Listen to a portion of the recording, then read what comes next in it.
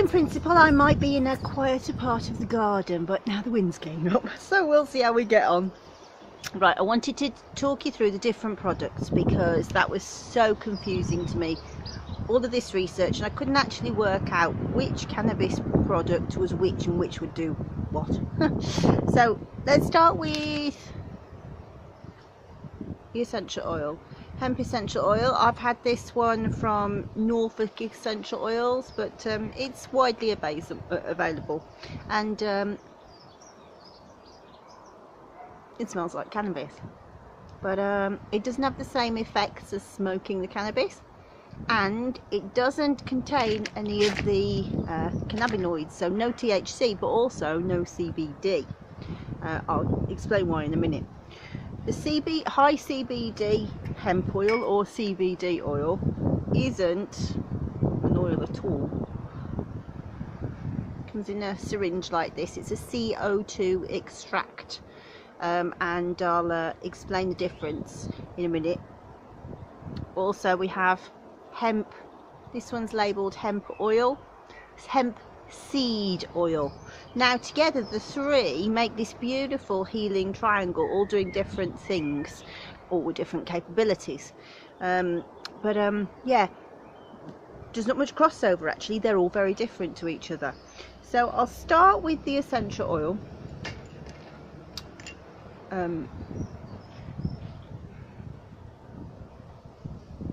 Thought I got a scenting strip, but I haven't, but I'll show you. It's clear. See it dropping? Absolutely clear, and as I say, does smell like cannabis, and that's because you can smell the terpenes. It's the terpenes that and particularly the myrcene in it that have that particular sweet sort of, I don't know, earthy, you know, the smell of cannabis. It's the myrcene that you can smell. So how is this extracted? Well, the same as any essential oil. What happens is they take the plant matter. Yes, I do. The flowers in particular and the leaves, and they put it into a still. Ooh, here comes the sun. And they force steam right the way through it. So what happens is, as the heat touches the oil molecules, the vesicles burst, and so the oil is dispatched into the steam. Then what happens is, in the still, it goes down a coil so it can cool down, and at the bottom you get this water with oil on top. So you get a hydrolat or a flora water, and then the essential oil on top. But not everything passes through the distillation, and most importantly here, cannabinoids don't. And the reason for that is because they're hydrophobic. They are fat absorbed, and they really don't like water, so they stay within the plant matter. You can get them out by boiling, but you have to rigorously boil for a long time, and so that's not gentle enough. So yeah, so in here, no cannabinoids. So the best way to do that is to extract it by carbon dioxide. So for those of you who don't know, remember when you were at school and they taught you the states of matter, and you learned there was solid, liquid and gas? That's what I learned. Lies! There's more. Nobody told me that. So carbon dioxide has an extra state in between liquid state and gas state, where it sits at a what we call supercritical or hypercritical, and it's neither state.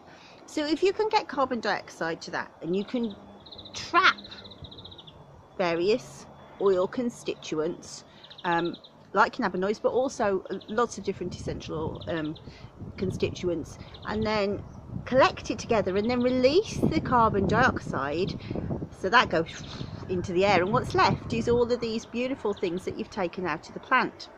So CO2s are a big part of aromatherapy these days. Quite a new invention, very expensive to do, but they make beautiful extracts. So that's what this is. This is a CO2 extract, and I'll show you the difference. I showed you the essential oil. So this is what you use, is no more than the size of a grain of rice. That much is enough. and you can't really tell from that, but it is orange. Well, you can see by my fingers it's orange, look. But it's too thick, and so you won't absorb it through the skin that way. So you dissolve it into a carrier oil, and actually the best carrier oils to use are hemp seed oil, or I like olive oil best actually, and also coconut oil is very good for being able to attract cannabinoids.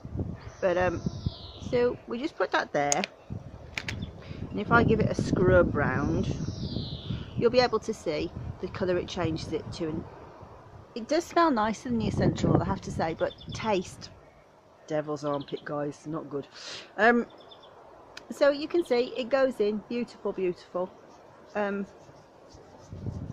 Yeah, and in the book we talk a lot about absorption, because there's lots of clinical trials that show you that talk about what's the best way to take this this CBD oil. And if you take it orally, then the way that it has to go means it encounters the liver and the digestive juices, and so not that much is left to absorb. Sorry, Trace. So what we do is we take it sublingually. We put it underneath the tongue, where it's laden with loads and loads of capillaries, and so holding it there means it absorbs into the blood system very, very quickly, or massaging into the skin. And I have found that to be my favourite way, I have to say. So we'll look at that really, really closely later on in the book. As I say, also, if you buy a big bottle of hemp, as I say, this one says hemp oil on it, it's hemp seed oil. And the way to be able to ascertain that is if you look at the method of extraction, it will have been cold pressed. So these are hemp seeds, lots of trains, and very, very good for you nutritionally, although frankly like eating pellets like that. So you can also buy them hulled, which is like this, and these are raw, and they're lovely in salads and smoothies. And also if you soak them with water, you can make a hemp milk, which is very lovely and is really nice for your breakfast. So I've become a big fan of these, I have to say. You can keep them, but the hemp, the hulled ones are lovely.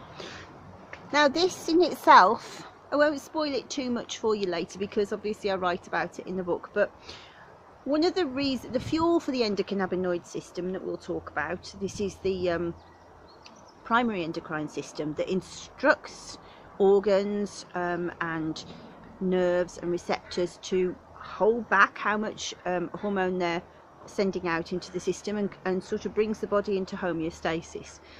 It relies on endocannabinoids, anandamide or anandamide, and 2-AG, as well as other chemicals in the body. Now the body can't make those unless we give them enough fuel to make them from, and the best fuel for that is omega-3 and omega-6, and rich in these. So this is really, really important. When people were eating these all of the time as their main staple, and you'll find as we read the history, this is one of the earliest crops of civilization. When you were eating this, you were keeping your body in balance. Now it's not found in our diet. That's one of the reasons contributing to things like diabetes, heart disease, things like that, because we're simply not fueling it in the correct way. These omegas, also you'll have seen them advertised in fish oils and things like that. That's cod liver oil, same thing. So yeah, so there is the main aspects. Just to remind you, CBD oil, hemp essential oil, hemp seed oil. Okay, hopefully that helps.